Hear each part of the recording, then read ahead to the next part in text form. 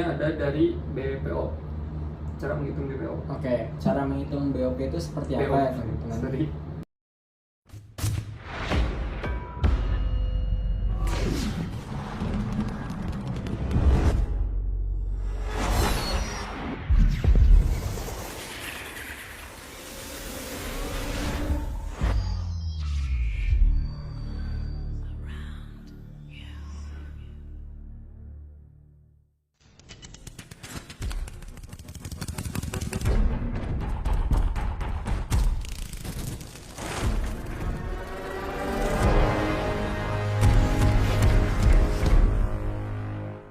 Assalamualaikum warahmatullahi wabarakatuh.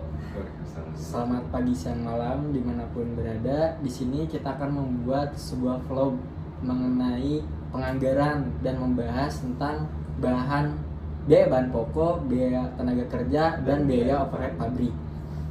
Kita dari kelompok mana nih? Dari kelompok 8. Oke, dari kelompok 8 untuk memenuhi tugas UAS kita di penganggaran tadi yang sempat disebutkan. Oke, baik. Perkenalan terlebih dahulu. Nama saya Muhammad Ibrahim, NRP C1190-7 dari kelas manajemen 5D. Saya Rian Lukmanul Hakim dari kelas manajemen 5D juga, NRP-nya C1190-184.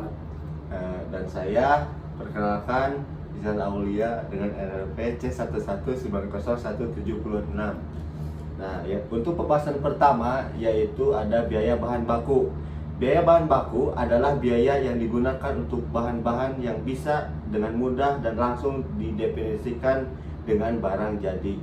Nah, jenis-jenis dari biaya bahan baku ada dua. Yang pertama ada biaya bahan baku langsung dan juga ada biaya bahan baku yang tidak langsung. Untuk pengertian biaya bahan baku langsung adalah bahan baku yang jumlahnya hampir sebanding dengan produk jadi dan mudah didefinisikan. Contohnya, bahan baku langsung adalah tembakau, terus kayu, terus besi.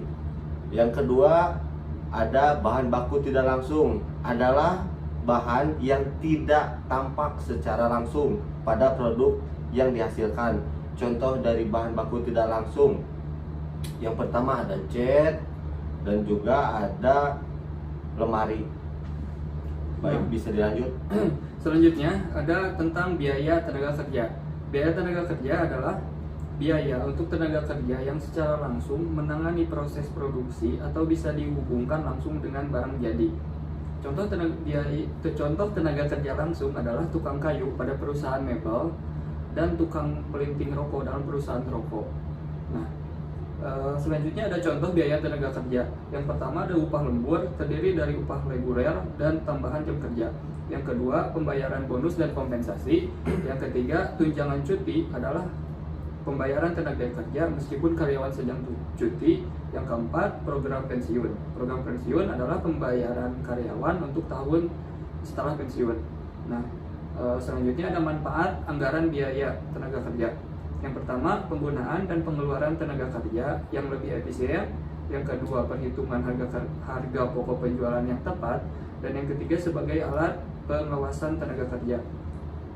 Nah, mungkin selanjutnya diteruskan sama BOP. Oke, tadi sudah dijelaskan mengenai biaya bahan baku dan juga biaya tenaga kerja. Di sini saya akan menjelaskan tentang biaya overhead pabrik. Nah, apa sih BOP ini? BOP ini adalah biaya pabrik selain daripada bahan baku dan tenaga kerja yang telah dijelaskan oleh saudara Rian dan saudara Isan. Nah, jadi biaya ini tidak dapat didefinisikan sebetulnya dan dapat didefinisikannya secara langsung dengan barang dihasilkan. Nah, contohnya gitu ya biar teman-teman tahu dan langsung paham.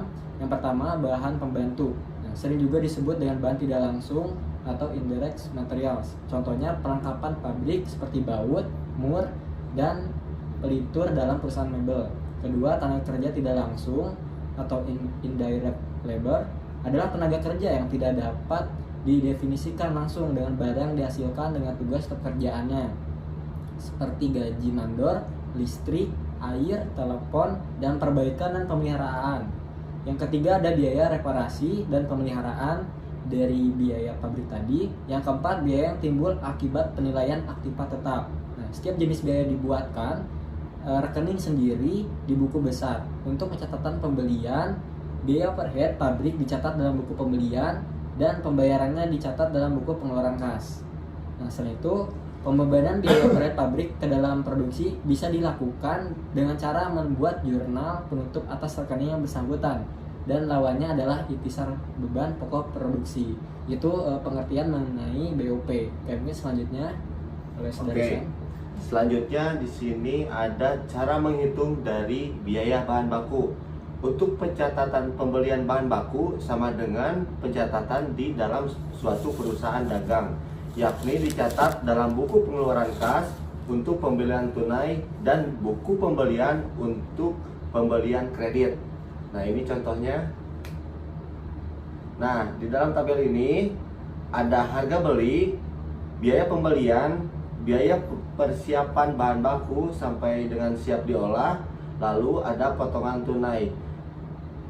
Ini tuh semuanya dijumlah sehingga menghasilkan nominal yang disebut sebagai harga bahan pokok dari biaya bahan baku, teman-teman.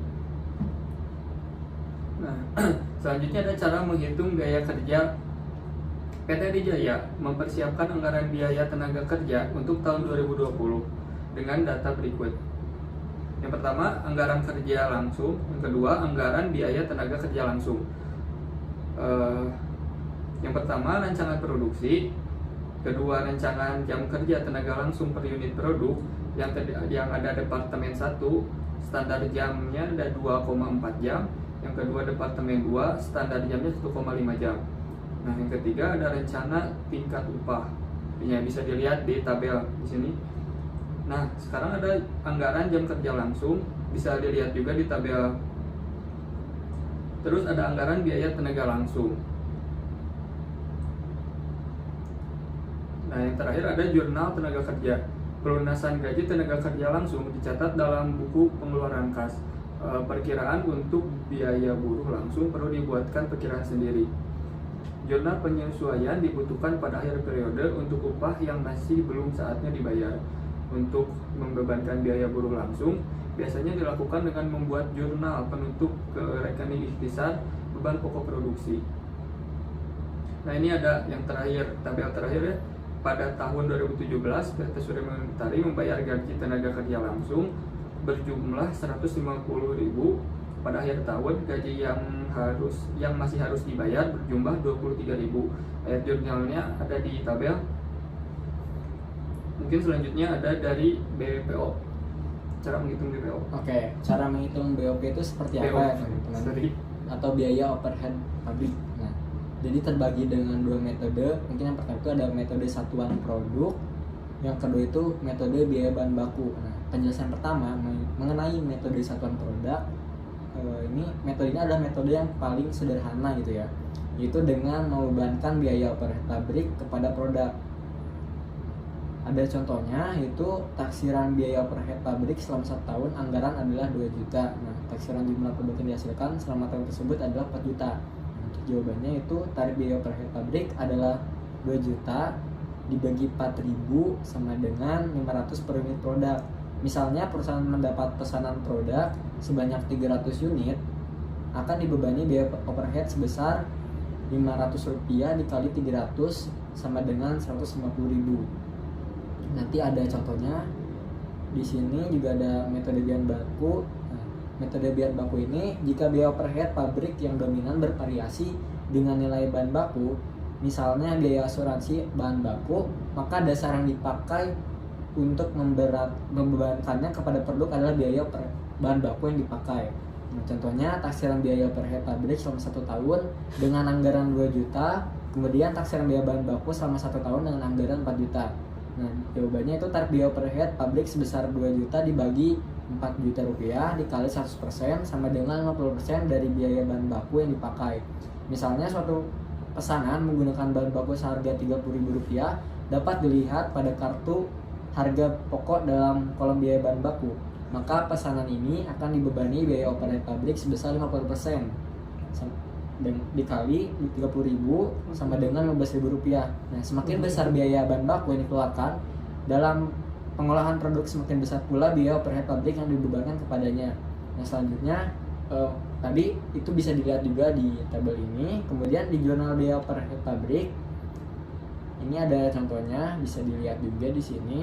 Di sana terjelaskan dari mulai tanggal Desember 2017 ke nomor bukti, keterangan, referensi, debit, kredit gitu ya. Bisa dilihat juga itu beberapa biaya-biaya yang ada di sebuah perusahaan tersebut.